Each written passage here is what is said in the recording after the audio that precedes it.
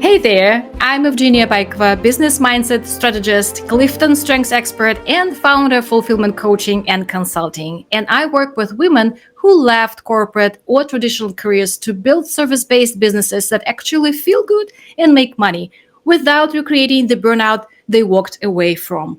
In this podcast, The Inside Out Shift, is where I sit down with bold and brilliant women who've made the leap, sharing the real stories behind their growth, clarity, and leadership.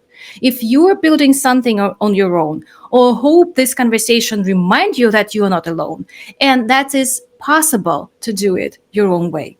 And today's guest is Dr. Donna Marie Cozine.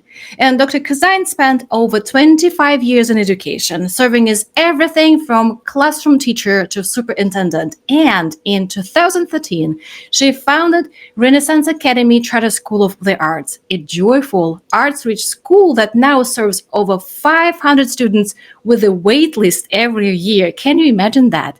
And she is a best-selling author, leadership coach, and the founder of Consult DMC Inc, where she helps women grow into powerful, values-driven leaders. She is also the creator of the Driver's Approach, the leadership development, and an advocate for redefining what it means to thrive both in work and in life. I'm so excited to dive into this conversation. Let's get started. So, thank you so much for having me. I'm excited to be here. Thank you. And well, I will call you DMC, right? Yes, please. Yes. Okay, so thank you for being here. And let's start with the shift. You were a CEO, educator, and author long before entrepreneurship. What made you finally say, it is time for me to build something of my own? That's really a great question. The moment happened in my kitchen where I was sitting at the table with my face in my computer, typing after school. And my husband said, we didn't sign up for this. And I was like, we didn't sign up for what, this credit card? And he said, no, the kids and I did not sign up for this life. You're never around. You go to work, you have the kids with you at work. One of them went to school with me. One was home. You come home, you put your face in the computer. It's just constant. Like we didn't get married and have children to have this life. So I was like, okay. It was like my slap upside the head moment because I was like, my marriage is the most important thing to me and my family. So what is happening right now? So I made some changes. And a couple of weeks later, he said to me, I want to just say that I really appreciate the changes you're making. You're not doing any work while the kids are here. You're after school, you're doing bath time and, we're having family time. But when the kids go to sleep, you get into bed with your computer and you work until you fall asleep. So there's no time for us. So I said, okay, you're right. Okay. But thank you for acknowledging I made a little bit of progress. So I decided that I was going to make some changes and I was going to calculate how to really have that work-life harmony that I so desperately needed and so many women so desperately needed. And this was back in about 2014 or 15 that we had that conversation. And it wasn't until 2020 that I published my first book, which is So You Want to Be a Superintendent. And it really outlines my driver's method for leadership development and also how to really have those boundaries. But over the years, my work has really morphed into working with women specifically. And my most recent Amazon best-selling book is called Winning at Work, Crushing It at Home, Work-Life Harmony for Female Leaders. And it's really about how we live this life of two full-time jobs. We work all day, we come home, and we're still the CEO of our families. Even when we have amazingly supportive husbands, there are things our kids just want from us. Or if you're like me, you're in the sandwich generation, right? You've got kids and you've got, adults that you're also helping care for. So that's where my work has morphed, and I'm loving it. I really enjoy working with women, female leaders, because we can have conversations that they can't have in mixed groups, conversations about their husbands or marriage or, how a man spoke to them or something along those lines. So that's been exciting. And I realized it was time for me to leave. My daughter was leaving the school. She was going to middle school. And my family, we had a family meeting, all four of us, and they all said, we want you to leave. So I said, okay. And I just went into this entrepreneurial world. So it's great. Yeah, such a powerful transition. And I know that you're a big believer, and you just mentioned that work-life harmony, not balance, right? Yeah. What does it look like for you, and how can women redefine that, like have it all really means? That is a really great question. And I thought about, if you think of balance, right? If you say work-life balance, that means your work and your family are exactly the same Yeah. importance. And I don't believe that. I think it's like your family should be more important, however it goes up or down. So work-life harmony is about how you can have both and they can support each other. But at the end of the day, your family is the most important thing and needs to bubble to the top that it is. And I believe that's for everyone, not just for women, but I think for men and as well. Your family needs to be your priority. So what I work on is teaching how to figure out what your priorities are and determine if you're living your life by those priorities. I recently presented to like 100 women in Washington State, and we did this activity. And I said, this is an activity that I do with my clients. Write down all of your priorities, not all your priorities. I say 3 priorities for yourself, your family, and your organization. And usually I call it a time audit. They go back 3 days in their calendar and they keep track of what they did. So then I said, okay, pull out your calendar. We're going to do this kind of like, after the fact, like an autopsy, so to speak. So write down what you were keeping, what you were spending your time on. And then I asked them the question, now compare it to your priorities. Yeah. Are you spending the time, the precious time you have on the priorities that you said? And a very large percentage of the women in the room were like, no. And it's really powerful because we determine our priorities. Our inbox is filled with everyone else's priorities for us. Exactly. But if we're the leaders, we're other entrepreneurs or CEOs or whatever you are, family, the CEO of your family as well. We direct what the priorities are. And I think oftentimes we've given up that control, and we need to be reminded that we control that. And what's important to us is what should bubble to the top. Yeah. And, I can only echo that. And to me, priority is what is in your focus, right? It couldn't be like you're focusing on something, but this is not your priority. It somehow should be, the same theme, or they should be equal. And also, you just mentioned that we are CEO of our families. So there is no balance, right? We spend so much time being with our kids, families, and our partners. And we also want the same to spend at work. Yeah. And it doesn't work, right? It doesn't work at all. And I believe that your books are also about that. And talking about books, why do you believe that having a book is such a powerful asset for women in business? Oh my gosh, it's the best. So as you just so nicely led into, I also help women write books to grow their businesses. And the reason for that is that your book puts you out there as an authority. It gives you immediate authority in an arena where there's lots of noise, right? I didn't realize, okay, I'm in a coaching field. Okay, open up my Facebook feed, and I get more advertisements and more things about how to be a coach, right? So I had no idea all of this noise out there, right? But when you have a book and you can say, I've become known as the work-life harmony expert for women. I go to do a keynote. Everyone gets a copy of my book. Now I get clients from that keynote. The keynote might not have paid me five figures, but one client will, right? If I get multiple clients. Yeah. So the other thing about having a book, and one of the things that I help my authors do, is create their unique mechanism. Like, for instance, in this book, it was the driver's method. In this book, it was school joy. In my other book, it's breaking up with burnout, right? So when you create a system or your unique mechanism, then you create professional development series based on that. It all just comes back to it. Mhm. So if you're a Love coach it. who already has a system, you turn your system into a book. Mhm. If you don't, and you're just starting, you have a book, you turn your book, your unique mechanism, into your program or your podcast or whatever. Mhm.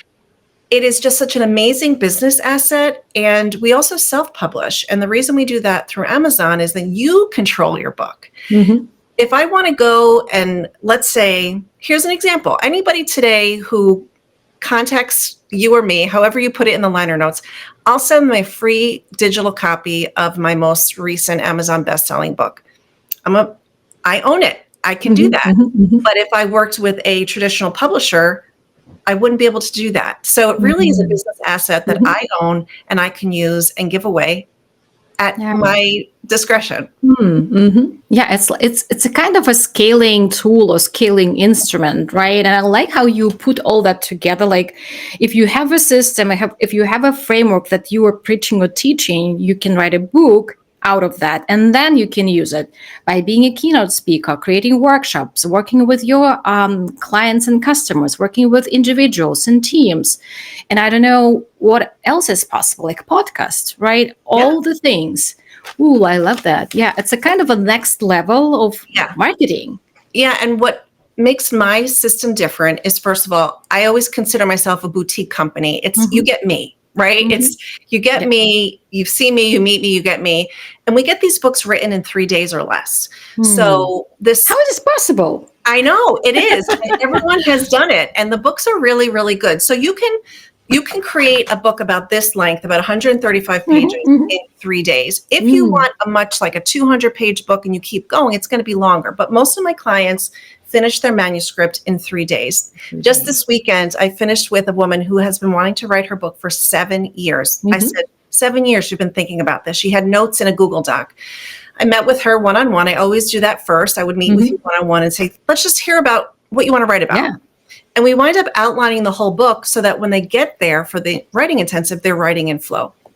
She finished her book. She said, I can't believe I've been waiting 7 years to do this. It's done. At the end of the last day, she said, it's 4:00 and I still have so much energy left. We wrote from 9 to 4. So the other key is, and you said this earlier, we should be doing what we are passionate about. So when you're writing your book about your life's passion, what you want to help people, then it just flows out of you. Yeah. It sounds like this is something that is coming naturally out of your, I don't know, brain, and you can sit and write about that. Yeah, you're not forcing yourself into writing. Exactly. Yeah, and some people, yes, they're waiting for 7 years to do that. Well, I'm so glad that you exist and you help them with that. Well, even if this is your dream, well, we will share all the links. You can reach out to Donna Marie and you can learn how to write your book in 3 days. The other thing that I do is, because what good is a book if you don't know what to do with it? So included in the program is weekly book marketing class. So we all come together, all the authors come together. We talk about, what did you do this week? How are you going to launch your book? Amazing. You get a 90-day launch plan. So it's not just writing your book. It's also, what do you do with it once you have it so that you can grow your business? Yeah. And DMC, you've said that women don't go alone, that we lift as we rise. And well, you just shared some examples, but what does it look like in action inside your business and life? I love that question. So I created this thing called the Sister Leader Movement, where we're just women, we're sister leaders, and we're here to support each other. So in one example is in the weekly book marketing calls, one of the questions that I'll ask is, who do you know who you can connect this other author with? So for instance, one of my authors is writing a book for new special education teachers.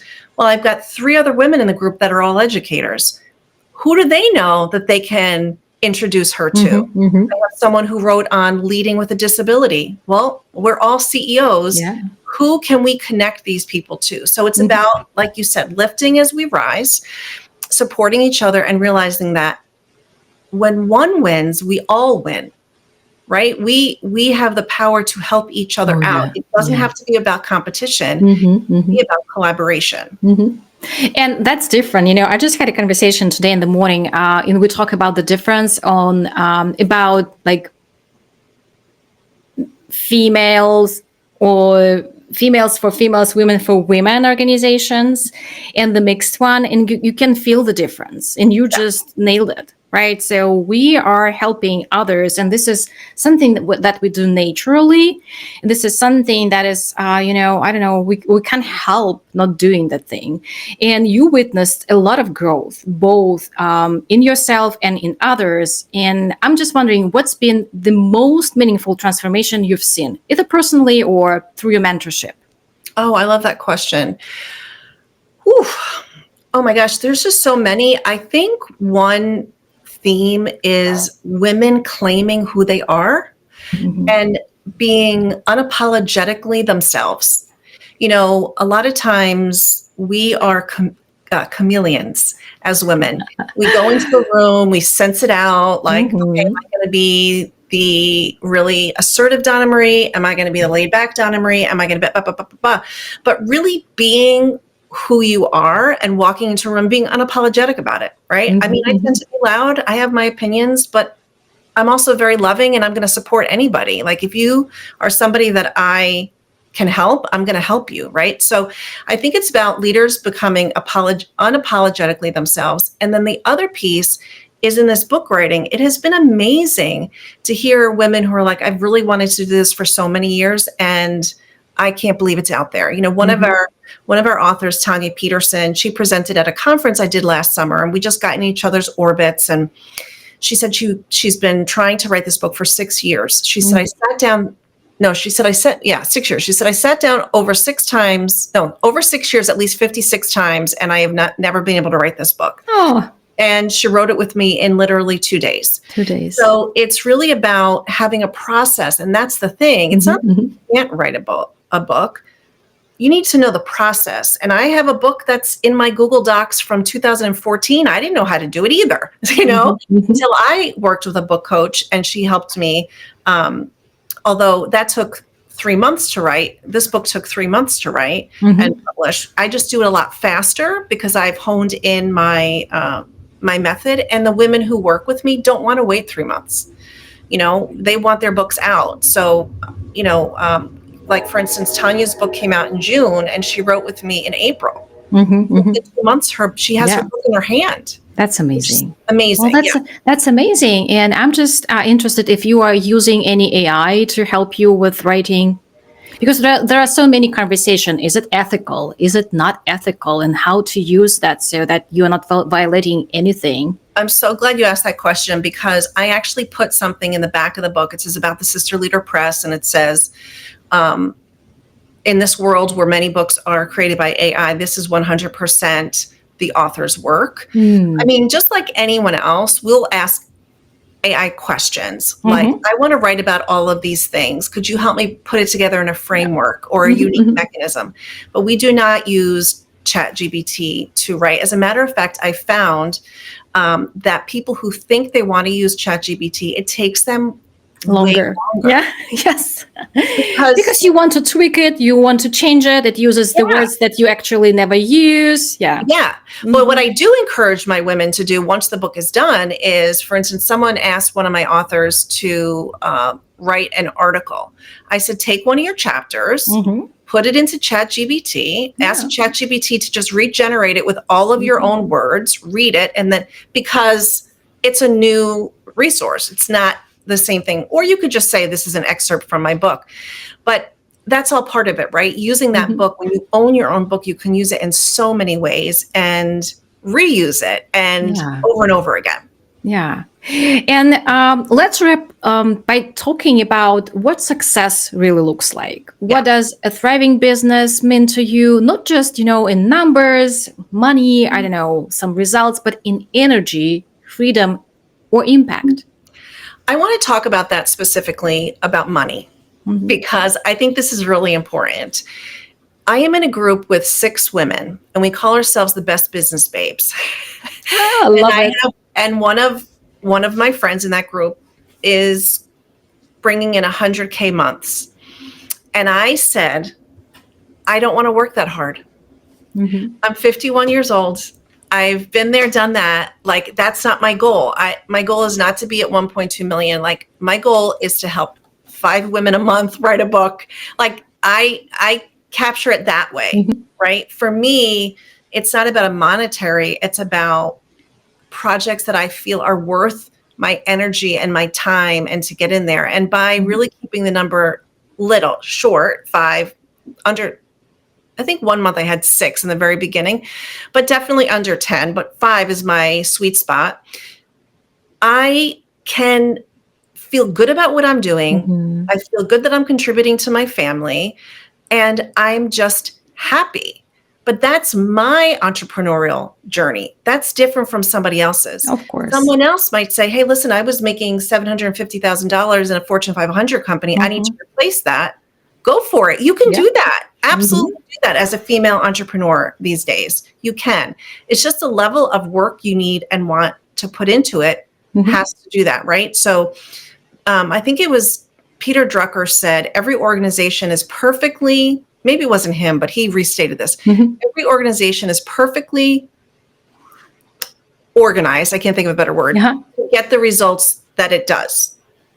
I'm an organization of one. And, you know, when my son is homesick from school and I say, you know what, for 8 hours, I'm not working on marketing and following up leads or whatever, it is what it is, right? So I think as women, we need to be really honest about what is it that we want from our businesses. And I'm going to be really transparent here and kind of, I don't know what the word is, but I'm just going to tell a story.